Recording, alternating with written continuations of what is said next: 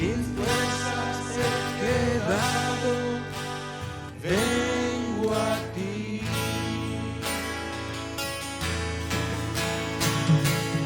Luché como soldado y a veces sufrí,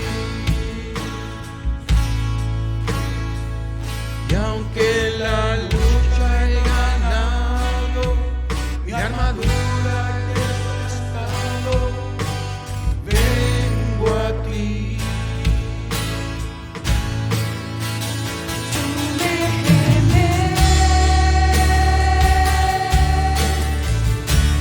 En el río de tu espíritu,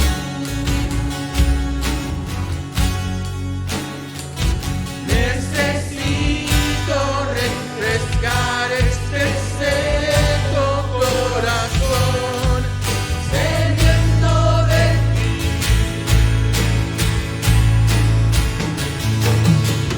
Cansado del camino,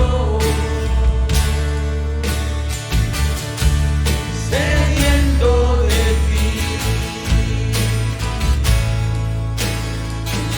Un desierto he cruzado, sin fuerzas he quedado, vengo a ti.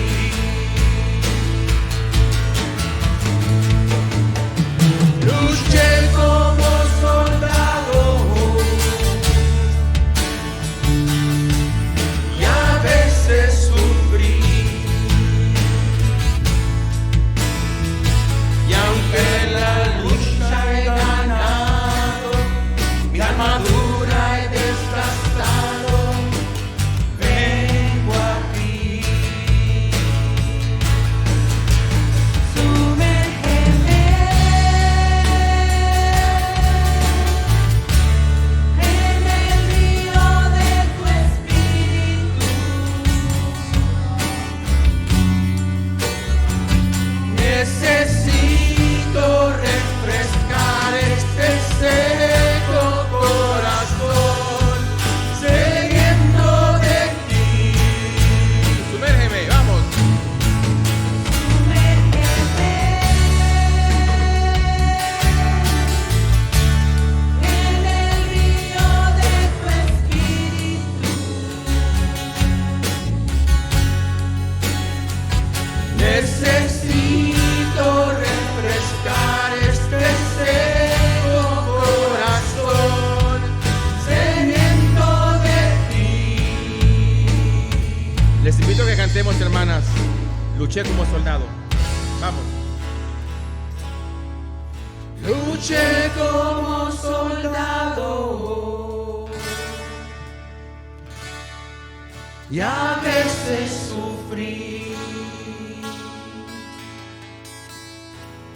y aunque la lucha he ganado, mi armadura he desgastado, vengo a ti. Diga: cansado del camino. Cansado del camino, sediento de ti. Un desierto he cruzado, sin fuerzas he quedado, vengo a ti. Sumérgeme.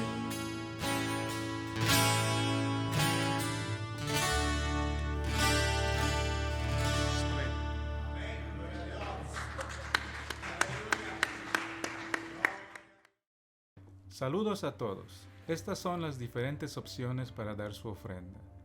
Puede ir a nuestro website fbch.org y escoja Give en la parte derecha del menú.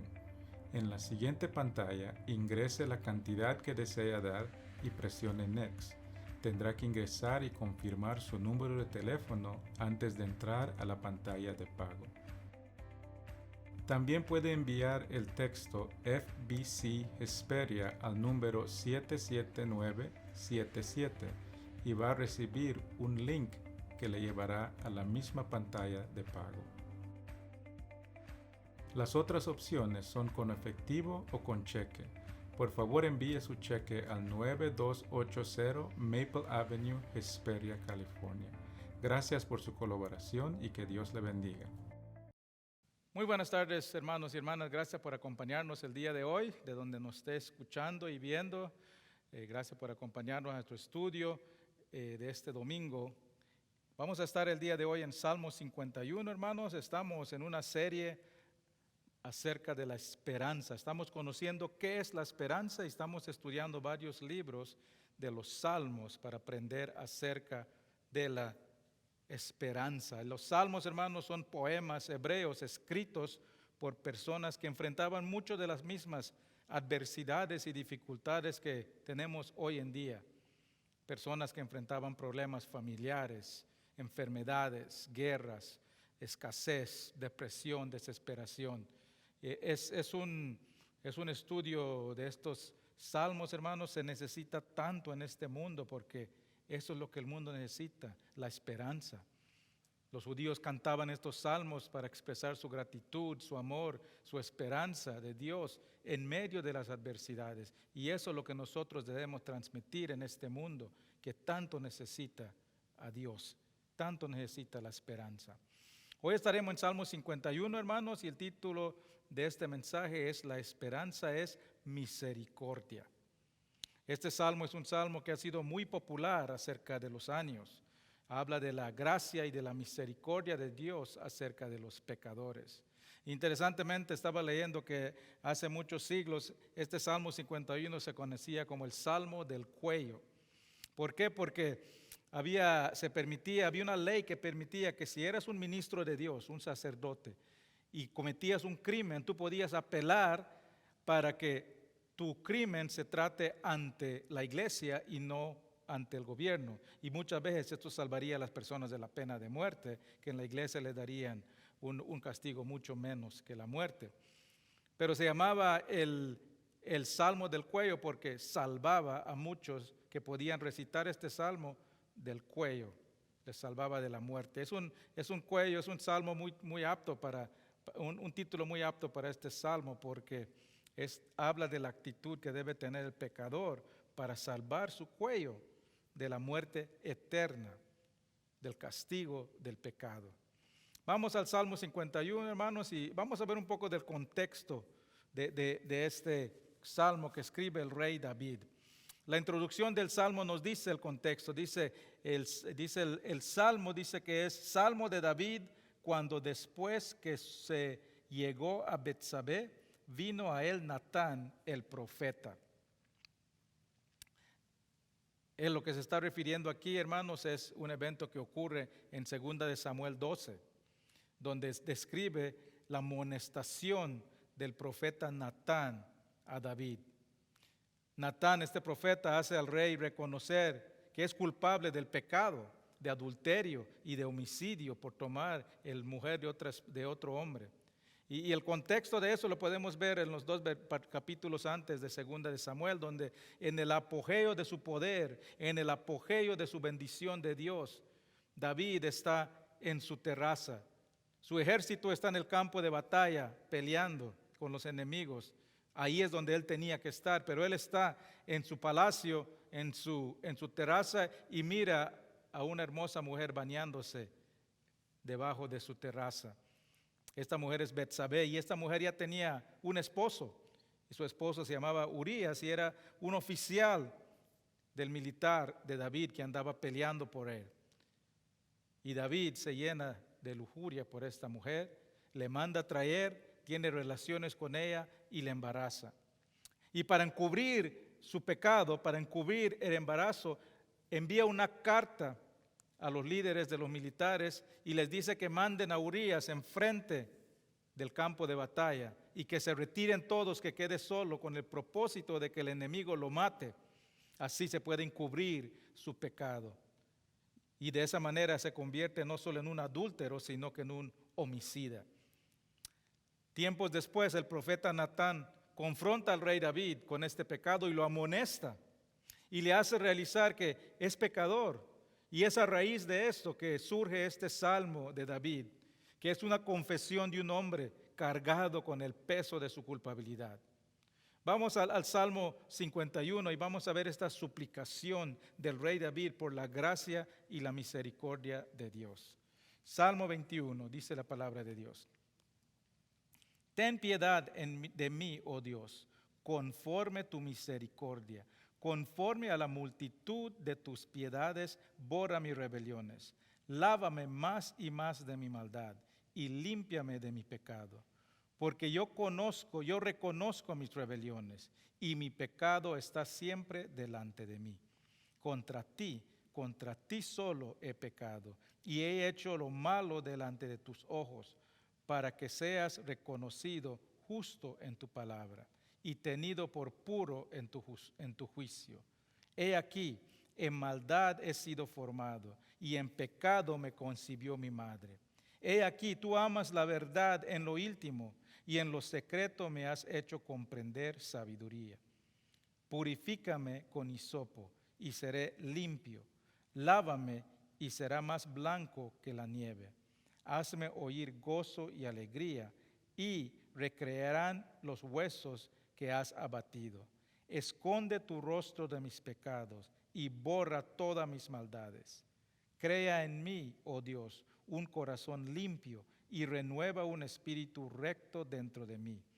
No me eches delante de ti y no quites de mí tu Santo Espíritu. Vuélveme el gozo de tu salvación y espíritu noble me sustente. Entonces enseñaré a los transgresadores tus caminos y los pecadores se convertirán a ti. Líbrame de homicidios, oh Dios, Dios de mi salvación. Cantará mi lengua tu justicia. Señor, abre mis labios y publicará mi boca tu alabanza. Porque no quieres sacrificio, que yo lo daría. No quieres holocaustos. Los sacrificios de Dios son el espíritu quebrantado. Al corazón contrito y humillado no despreciarás tú, oh Dios. Haz bien con tu benevolencia a Sión. Edifica los muros de Jerusalén. Entonces te agradarán los sacrificios de justicia, el holocausto u ofrenda de toda quemada. Entonces ofrecerán becerros sobre tu altar. Padre Celestial, gracias, Padre, por tu palabra. Gracias, Padre, por este precioso salmo que nos das, Padre, que nos expresa tu misericordia hacia los pecadores, Padre. Padre, te pido que aprendamos de esto, Padre. Danos entendimiento. Dame a mí palabra para transmitir tu palabra perfecta. Y que terminemos este mensaje, Padre, diferentes a lo que hemos empezado. Y que llevemos, Padre, lo que aprendamos afuera, demostrando que tú eres un Dios de amor, de gracia y de misericordia. En el nombre de Cristo Jesús. Amén. Hermanos, en este salmo podemos ver las características de una confesión genuina. Las características de un corazón contrito que busca la misericordia de Dios. Y podemos ver tres partes de este salmo, tres puntos que vamos a seguir. Primero, vemos la confesión del pecador. Después vemos la comprensión del pecador y después vemos el cambio en el pecador. Vamos a comenzar. El primer punto, la confesión del pecador. Hermanos, la misericordia de Dios está disponible a todos que confiesa sus pecados. Y en los primeros 5 versículos podemos ver tres elementos de una confesión sincera. Vamos a ver cada uno de estos. El primero, la confesión sincera reconoce que el pecado merece el castigo de Dios. En el versículo 1 dice que el rey David suplica a Dios por piedad, dice, conforme tu misericordia. ¿Qué es la misericordia de Dios? La misericordia de Dios y la gracia de Dios van mano en mano. La gracia de Dios es recibir un favor que no merecemos. Es recibir una consideración que no merecemos. Y la misericordia de Dios es no recibir lo que merecemos, el juicio de Dios. Y ahí es donde comienza una confesión sincera, reconociendo que merecemos el castigo de Dios por nuestros pecados. Noten que David no suplica que Dios lo trate conforme la justicia de Dios. Él no pide, Dios, cúmpleme tu justicia. Porque, hermanos, la justicia de Dios nos dice que el castigo del pecado es la muerte. He escuchado a personas decir, es injusto lo que está pasando. ¿Por qué Dios es tan injusto con las personas? Hermanos, créeme, nadie debe desear la justicia de Dios. Porque si se cumple la justicia de Dios en base a lo que somos, lo que hacemos, todos vamos a merecer la muerte. Romanos 6:23 dice, porque la paga del pecado es la muerte, mas la dádiva de Dios es la vida eterna en Cristo Jesús nuestro Señor. Hermanos, yo, un pecador, yo no quiero la justicia de Dios en base a lo que mis obras. Yo quiero la dádiva de Dios, la vida eterna en Cristo Jesús. Porque la muerte, hermanos, es el único castigo apropiado que nos merecemos. Esa es la justicia de Dios. La justicia de Dios hacia el pecador es la muerte y la muerte eterna. Porque su justicia requiere que se cumpla la ley, que se pague el pecado. Y nadie aquí, no hay nadie en este mundo que puede hacer tantas buenas obras para pagar el castigo de sus pecados. Nadie puede cumplir la ley a su perfección. Nadie puede hacer suficiente buenas obras para ganarse la justicia de Dios. Al contrario, dice la palabra de Dios, que nuestras obras no son nada, son como suciedad, dice Isaías 6:64.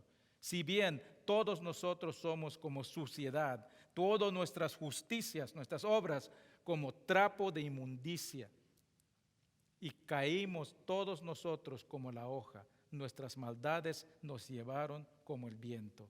Hermanos, si Dios nos juzga por nuestras obras, por si somos justos, por nuestra justicia, todos seríamos sentenciados a la muerte, que es el castigo que merece el pecado. Y todos somos culpables del pecado. La confesión sincera comienza con el reconocimiento de que el pecado merece el castigo. Y lo único que nos puede salvar al pecador es la gracia y la misericordia de Dios. El segundo elemento de una confesión sincera es que la confesión sincera acepta culpabilidad. Mire que dice el Salmo en David, versículo 1, borra mis rebeliones, lávame más y más de mi maldad, límpiame mi pecado. Yo reconozco mis rebeliones, mi pecado está siempre delante de mí, mi maldad, mi pecado, mis rebeliones. David está aceptando la responsabilidad de sus pecados. La confesión sincera no pone excusas por los pecados. No trata de ocultar, no trata de esquivar la culpabilidad. David se puso en el lugar propicio para recibir la misericordia de Dios porque él acepta su culpabilidad, acepta la responsabilidad por sus ofensas. Proverbios 28:18 dice, el que encubre sus pecados no prosperará, mas el que los confiesa y se aparta alcanzará la misericordia. Hay personas, hermanos, que cuando piden disculpas suenan más como que están justificando lo que hicieron. Perdóname, pero tú eres muy sensible. Perdóname, pero ¿por qué me hablaste de esa manera? Perdóname, pero es que tú te molestas por cualquier cosa. Hermano, si tienes que usar la palabra, pero cuando estás pidiendo perdón, no estás pidiendo perdón. Lo que estás haciendo es que estás dando una excusa por tu ofensa. Estás excusando tu comportamiento. Estás justificando tus errores. La confesión sincera no pone excusas y no culpa a otros por sus ofensas. David pudo haber culpado a Betsabé. ¿Por qué se fue a bañar Betsabé ahí en lo abierto, con donde todos le pueden ver? No quiere decir que Betsabé está libre de culpa, pero David no usa a otra persona para esquivar o esconder su culpabilidad. Tampoco culpa a Satanás por tentarlo. Tampoco culpa a Dios como hizo Adán en el jardín de Edén. Dijo, Dios es la mujer que me diste, culpando a Dios. Y la mujer dice, es la serpiente, todos tratando de esquivar. David también pudo haber dicho, Dios, ¿por qué me hiciste tan guapo que las mujeres me atraen a mí? Al contrario, hermanos, David reconoce que había pecado en contra de Dios. Dice, contra ti y contra ti solo he pecado. Ahora, el pecado de David afectó a muchas personas. A Betsabé, a su esposo Urías, a ambas familias. Hasta el reino de David fue afectado. Podemos ver más adelante que a raíz de este pecado vino una discordia en la familia que causó la separación del reino de Dios, del reino del pueblo de Dios. Pero al fondo, hermanos, todo el pecado que cometemos es en contra de Dios, porque Él es el estándar de la santidad que quiere que vivamos, que quiere que sigamos. Y cada vez que no cumplimos ese estándar y cada vez que pecamos, violamos la santidad de Dios. Cuando pecamos, afectamos a muchos, pero el pecado es contra Dios. Y hermanos, y noten aquí que dice David, y he hecho lo malo delante de tus ojos. No le podemos ocultar los pecados a Dios. Se lo podemos ocultar al mundo, a otras personas, a nuestras familias, a nuestros amigos, pero no hay ningún pecado que le puedes ocultar a Dios. David dice, hice lo malo delante de tus ojos. ¿Qué significa eso? Que Dios estaba ahí presente mientras David cometía el adulterio. Dios estaba ahí presente cuando David ordenó que se envíe esa carta que pongan a Urías al frente para que fuera muerto. Hermanos, no existe nada. Ese concepto del pecado privado es una mentira de Satanás, que quiere engañar al mundo a pensar que si nadie te vio, no hay nada malo. Que a nadie le importa lo que hagas en lo privado. Hermanos, Dios es omnisciente, Dios es omnipresente. Él está en todo lugar, en todo tiempo, Él conoce todo. No hay nada, no hay ningún pecado que le podemos ocultar. Números 32, 23, Moisés le acaba de decir al pueblo, está exhortando que obedezcan a Dios y les dice lo siguiente: mas si así no lo hacéis, he aquí habréis pecado ante Jehová y sabed que vuestro pecado os alcanzará. Hermanos, cuando confesamos nuestros pecados, simplemente le decimos a Dios que aceptamos la culpabilidad por lo que Él ya conoce, por ese pecado que Él ya conoce que hicimos. El tercer elemento de una confesión sincera es que la confesión sincera reconoce que el pecado es parte de nuestra naturaleza. Dice el versículo 5, he aquí, en maldad he sido formado, en pecado me concibió mi madre. Ahora, hermanos, el rey David no nació de una relación adúltera, su mamá no era una madre inmoral. Entonces, ¿qué significa que me concibió mi madre en pecado? En maldad fui formado. Lo que se está refiriendo aquí, hermanos, es la naturaleza pecaminosa de todo humano. Toda persona que nace en el mundo, nace en un mundo caído, separado de Dios. Todo el mundo hereda la naturaleza pecaminosa. Y el pecado nos separa de Dios. Y hermano, algo importante, el pecado no nos convierte en pecadores. Cuando pecamos no nos convertimos en pecadores. Pecamos porque somos pecadores, porque nacimos pecadores. No podemos evitarlo, es lo natural en nuestras vidas el pecar. Por eso dice David en el versículo 3, mi pecado está siempre delante de mí. Todos nacimos como pecadores y así somos todos los días de nuestras vidas. Tenemos la naturaleza pecaminosa. Muchas personas han escuchado decir, él es una buena persona, solo cometió un error. Hermanos, eso no es bíblico. La Biblia nos dice que no hay nadie bueno, no hay nadie justo. Eclesiastés 7:20 dice, ciertamente no hay hombre justo en la tierra que haga el bien y que nunca peque. Es importante eso, hermanos, porque muchas veces como creyentes creemos que nosotros ya estamos a un nivel más alto que las personas, que ya no somos pecadores, que ahora somos perfectos. Hasta nos da un aire de superioridad ante los pecadores. Pero hermanos, el creyente que recibió perdón por el pecado tiene que reconocer la misericordia de Dios y que siempre es pecador, que no es perfecto. Tenemos el Espíritu Santo que nos ayuda a vencer los deseos de la carne, pero siempre tenemos esa naturaleza pecaminosa. Y el momento que pensemos que ya no podemos pecar, vamos a caer, porque eso es lo que el Satanás quiere. Quiere engañarte en pensar que eso no es pecado, que no puedes pecar. Oh, anda, mira a esa mujer, mira eso, anda, sale con esa mujer a solas. De todos modos tú eres creyente y no puedes pecar. Todos, creyentes y no creyentes, tenemos la naturaleza pecaminosa. Y es peligroso como creyente ignorar o tratar de olvidar que somos pecadores. Siempre tenemos que estar sensibles y atentos de que todavía podemos pecar, de que tenemos pecado todavía. Escuché una vez en una iglesia antes de comenzar la alabanza, la persona oró y dice: rechazamos toda maldad en nuestra vida, olvidamos todo pecado en nuestra vida. Hermanos, no debemos rechazar, no debemos olvidar, debemos reconocer el pecado en nuestras vidas. Eso ayuda a nuestra adoración. La pasión de nuestra adoración proviene del conocimiento de que somos pecadores.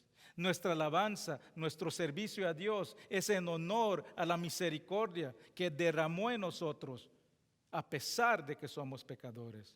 Y cada vez que llegamos ante Dios, debemos de hacerlo con el conocimiento de que somos pecadores, de que no somos dignos de estar ante Dios y que solo podemos llegar ante Él por su gracia y su misericordia. Isaías fue uno de los profetas más fieles y nobles. Pero miren qué dice cuando se encuentra con Dios. Isaías 6:5 dice: entonces dije, ay de mí que soy muerto, porque siendo hombre inmundo de labios y habitando en medio del pueblo que tiene labios inmundos, han visto mis ojos al Rey Jehová de los ejércitos. Isaías, el profeta, uno de los profetas más nobles, no se sentía digno de estar en la presencia de Dios. Reconocía que es pecador y que no merecía estar ante Dios. Lo mismo Pablo. Pablo se puede decir que era el creyente ejemplar, una vida que todo creyente debe poder imitar. Pero después de más de 20 años de creyente, reconoce que aún es pecador.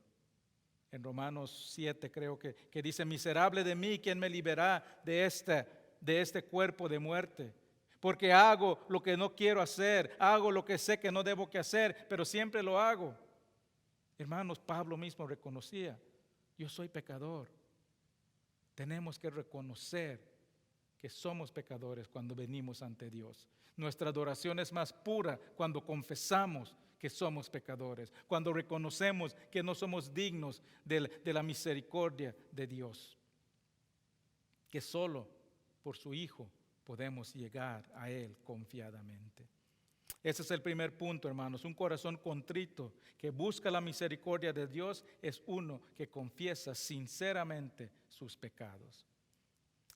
Pero también hay otro elemento, y ese elemento es la comprensión. La comprensión de quién es Dios. La misericordia de Dios se extiende a todo el que comprende quién es Dios y qué puede hacer Dios. Dice el versículo 6: he aquí, tú amas la verdad en lo íntimo y en lo secreto me has hecho comprender sabiduría. David aquí no está clamando por una restauración superficial. Él reconoce que el pecado en su vida se concibió y reside en su interno. Así que lo que pide es una restauración interna. Dice que la verdad de Dios, se implante en él, en su íntimo, que la sabiduría de Dios reine en su interior. David podía haber clamado a Dios que le ayude: por favor, Dios, ayúdame a no cometer adulterio otra vez.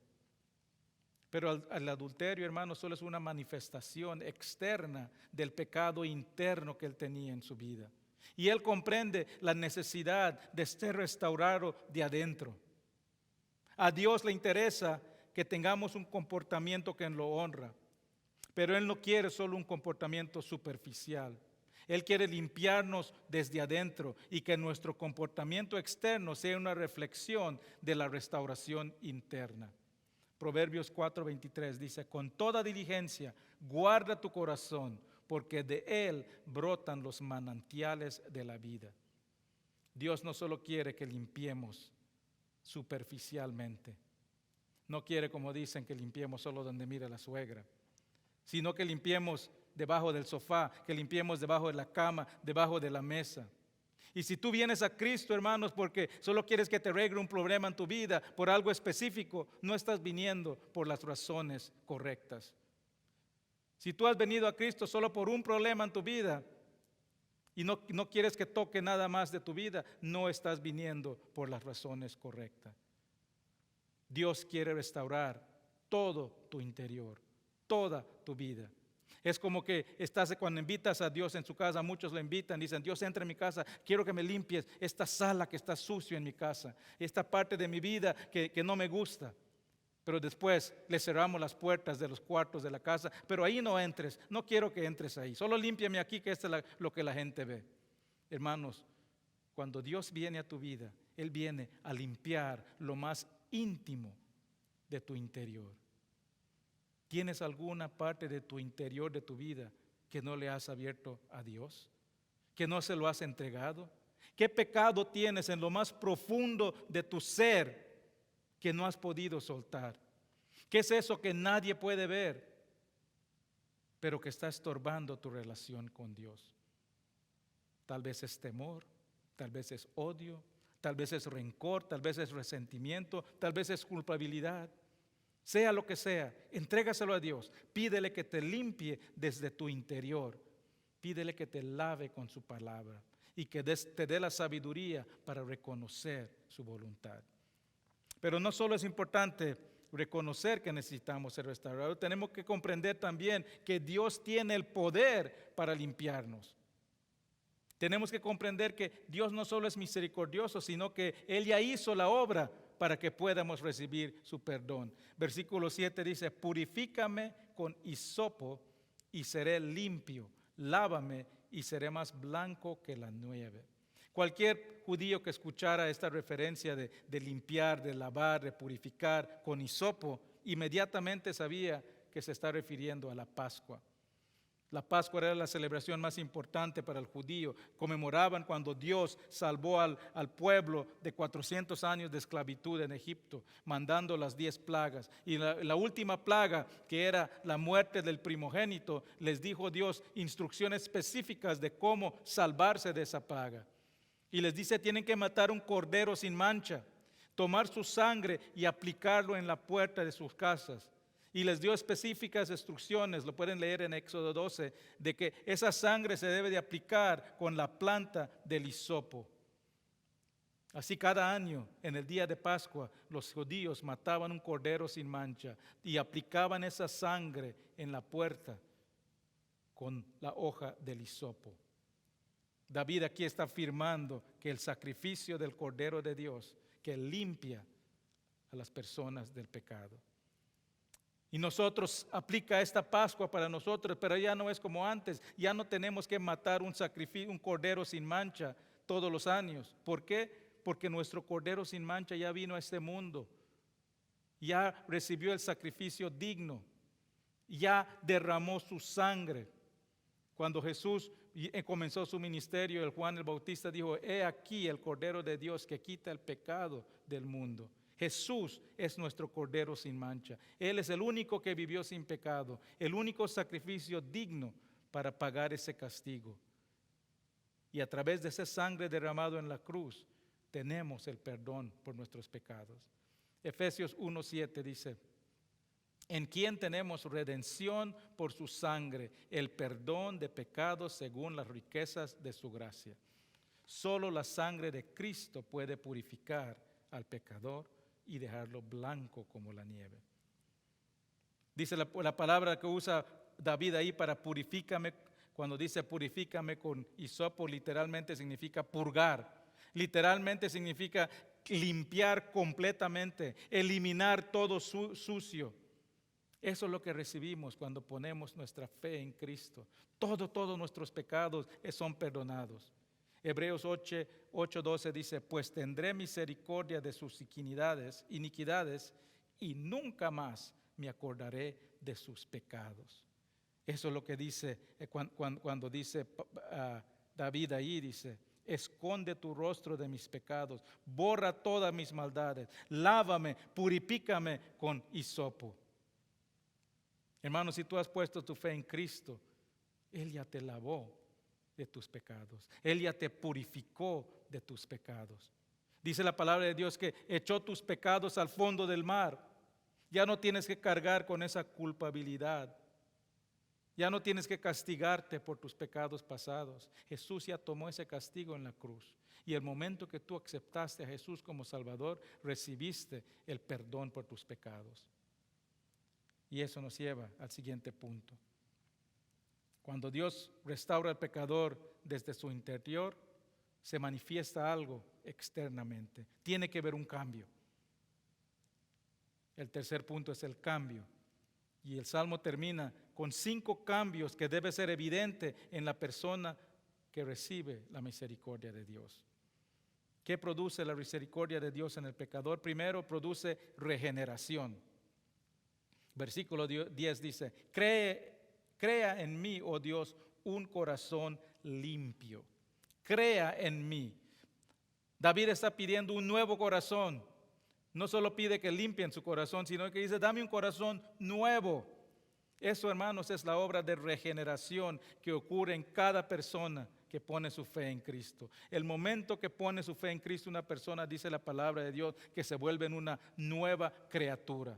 Y esa nueva criatura recibe un nuevo corazón con el Espíritu de Dios. Ezequiel 36, 26, 27.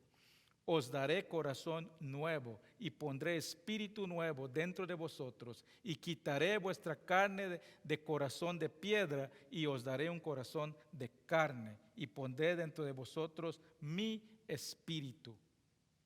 Por eso dice el versículo 10, renueva un espíritu recto en mí. El Espíritu de Dios reposaba sobre David. Ahora, hay algo muy diferente aquí en la manera que el Espíritu de Dios se manifestaba antes de Cristo y después de Cristo. Dice aquí en el versículo 11, no quites de mí tu Santo Espíritu. Hay que entender el contexto de eso, hermanos. No significa que podemos perder la presencia del Espíritu Santo. En el Antiguo Testamento, antes de Cristo, la manera que se manifestaba el Espíritu Santo en las personas era diferente que ahora. Antes se reposaba sobre las personas por una obra específica. Les equipaba, les apoderaba para un servicio específico para Dios. David recibió ese ungimiento, se reposó el Espíritu Santo sobre él para que desarrolle su función como rey. Lo mismo Saúl. Y interesantemente, David supo que Saúl perdió el Espíritu de Dios cuando empezó a actuar en contra de Dios. Y lo que está diciendo David aquí, no quiero que me pase lo que pasó al rey Saúl. No quites tu espíritu, yo quiero seguir siendo tu instrumento, yo quiero seguir siendo el rey de tu pueblo. Pero hermano, eso es muy diferente al Espíritu Santo que recibimos ahora. La palabra es bien clara de Dios, que ahora nosotros somos el templo de Dios, que recibimos la permanente presencia del Espíritu Santo cuando recibimos a Cristo. El segundo cambio que hay en las personas cuando reciben la misericordia de Dios, dice el versículo, es regocijo, dice el versículo 12, vuelve el gozo de mi salvación. Habían pasado muchos meses, podía ser hasta un año después de este pecado de David. Y todo ese tiempo, David estaba espiritualmente derrotado. No tenía gozo, no tenía regocijo. No tenía ese gozo que todo hijo de Dios debe tener. Él no podía decir, como dice en el Salmo 35:9, entonces mi alma se alegrará en Jehová y se regocijará en su salvación. David no podía decir eso. El pecado en su vida le había robado su gozo de su salvación. Hermanos, el pecado en nuestras vidas nos roba ese gozo que debemos de tener en Cristo. Todos pecamos. Nadie es perfecto, pero el no confesar nuestros pecados nos quita ese gozo. nos quita esa pasión, nos apaga el fuego de Dios, nos roba de ese tiempo que tenemos de pasión con Dios, le roba la pasión de nuestra alabanza, de nuestro servicio. Y hermanos, si tú te encuentras en un lugar de sequedad espiritual, si tú te sientes que no tienes gozo en tu salvación, que no sientes que puedes adorar a Dios en la plena gozo al escuchar sus alabanzas y cantarle, examina tu corazón. Puede ser que tengas un pecado que está robando tu gozo. Confiésaselo a Dios. Pídele que te restaure tu gozo. Dile que Dios, que te abra tus labios, como David dice, y dice que abre mis labios y publicaré en mi boca tus alabanzas. El tercer cambio que hay en las personas que reciben la misericordia de Dios es reproducción. Dice versículo 13, entonces enseñaré a los transgresores tus caminos. 14 dice, cantará mi lengua tu justicia. En esos meses oscuros, antes de que David confiese su pecado, él no podía hablarle a otros de Dios. Él no podía enseñar a los transgresores, porque él era un transgresor.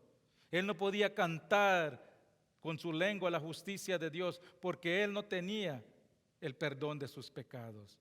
La culpabilidad, sus pecados había destruido su testimonio, había destruido su efectividad como un instrumento de Dios. Hermanos, el pecado destruye nuestra efectividad como instrumentos de Dios, destruye nuestro testimonio, destruye nuestro servicio. Segunda de Timoteo 2:11 le dice Pablo a Timoteo que se aleje de toda maldad e inmundicia. ¿Por qué? Dice, así que si alguno se limpia de estas cosas, será instrumento para honra, santificado, útil al Señor y dispuesto para toda buena obra. Un árbol contaminado y seco no puede producir fruto. El pecado en nuestras vidas, hermanos, estorba nuestro servicio a Dios. Número 4. El cuarto cambio que hay en la persona que recibe la misericordia de Dios es renovación. Dice David en el 16 que Dios no quiere sacrificios, no quiere holocaustos, sino dice el 17, los sacrificios de Dios son el espíritu quebrantado, el corazón contrito y humillado, no despreciarás tú, oh Dios. A Dios le interesan nuestras obras, le interesa que hagamos cosas que lo honran, pero más le interesa nuestra actitud cuando hacemos esas obras. El sacrificio que Dios desea es que algo que proviene de tu interior, que demuestra que ha sido renovado. Romanos 12:1-2 dice, así que hermanos, os ruego por las misericordias de Dios, que presentéis vuestros cuerpos en sacrificio vivo, santo, agradable a Dios, que es vuestro culto racional. No os conforméis a este siglo, sino transformaos por medio de la renovación de vuestro entendimiento, para que comprobéis cuál sea la buena voluntad de Dios, agradable y perfecta. ¿Cuál es el sacrificio que Dios desea? Uno que entrega todo su ser, todas tus emociones, todas sus actitudes, toda su pasión, que se entrega completamente. ¿Y cómo se logra eso? Dice, renovando nuestra mente con la renovación de nuestro entendimiento. Y renovamos nuestra mente con la palabra de Dios. Su palabra nos fortalece ese filtro en nuestra mente para poder rechazar eso que no honra a Dios y entender su voluntad. Y la quinta cambio que debe ver en las personas que han recibido la misericordia de Dios es restauración. Versículo 18 dice, haz bien con tu benevolencia a Sión, edifica los muros de Jerusalén. Se ha dicho que este versículo está fuera de lugar, que todo el Salmo habla de una confesión personal del pecado, pero al final aquí en el versículo 18 está hablando de una restauración de la nación. Y muchos dicen que este versículo no debía que estar aquí. Pero hermanos, recuerden, David era el rey del pueblo de Dios. Él representaba el pueblo de Dios. Él no solo había fallado como hombre, No solo había fallado como esposo, como padre, sino que había fallado al pueblo de Dios. Había fallado al reino de Dios. Nosotros somos embajadores de Cristo. Somos representantes de Dios en este mundo. Y nuestros pecados no solo nos afectan a nosotros, no solo afectan a nuestras familias, no solo afectan a nuestras amistades, no solo afectan a nuestra iglesia, sino que afectan al reino de Dios. La restauración, hermanos, de nuestro mundo comienza con la restauración personal de un corazón arrepentido. Hay muchas cosas en este mundo que no están como quisiéramos. Hay mucho pecado en este mundo. Quisiéramos que muchas personas se arrepientan y vengan a Dios para ser restaurados. Pero hermanos, si queremos esa restauración en el mundo, en nuestra sociedad, en nuestra cultura, tenemos que comenzar con una restauración personal. Segunda Crónicas 7:14 dice, si se humillara mi pueblo, sobre el cual mi nombre es invocado, y oraren y buscaren mi rostro, y se convirtieran de sus malos caminos, entonces yo oiré desde los cielos y perdonaré sus pecados y sanaré su tierra. Hermanos, si nosotros queremos un avivamiento espiritual en esta comunidad, si queremos un avivamiento personal en nuestra familia, un avivamiento en nuestra familia, en este país, pidámosle a Dios que haga un avivamiento interno, personal primero. La restauración espiritual del mundo comienza con la restauración personal. ¿Quieres que Dios restaure tu familia, tu comunidad, tu ciudad, tu país? Humíllate ante Dios como David. Confiesa tus pecados. Pídele a Dios misericordia. Pídele que te limpie de ese pecado que ha ensuciado tu vida. Pídele que sane tu corazón, que restaure el gozo de tu salvación, que restaure el gozo de tu adoración, que restaure tu testimonio, que restaure tu actitud, que sane tu tierra. Hermanos, este es un salmo precioso que nos hace comprender la misericordia de Dios. Y eso es motivo de esperanza, hermanos. Tenemos esperanza porque tenemos la gracia y la misericordia de Dios, que no nos da lo que merecemos, sino que nos da la vida eterna a través de su Hijo Jesús. Vamos a orar. Padre Celestial, gracias, Padre, por tu palabra perfecta, Padre. Padre, si hay alguien aquí presente o que está escuchando mi voz, que nunca ha clamado a ti, que nunca ha reconocido que es un pecador, que nunca ha reconocido que solo tu sangre de tu Hijo nos limpia de nuestros pecados, que nunca se ha entregado a ti, Padre, que este sea el momento que diga, yo quiero tener esa paz con Dios, yo quiero tener ese Espíritu de Dios, yo quiero ser limpiado de todos mis pecados y que sea hoy el día que tome esa decisión. Para muchos de nosotros, Padre, que hemos sido golpeados, atacados por las circunstancias de la vida. Si hay personas que han perdido ese gozo de su salvación, que hoy sea el día, Padre, que digan, Señor, restáurame ese gozo. Límpiame de toda amargura, de todo dolor, de todo rencor, de toda ira y enojo que tengo, Señor. Y restáurame esa salvación, ese gozo de salvación, para que yo también pueda publicar tus alabanzas y ser instrumento tuyo a este mundo que tanto te necesita. En el nombre de Cristo Jesús. Amén. Gracias, hermanos, por acompañarnos el día de hoy. Nos vemos la próxima semana. Dios le bendiga.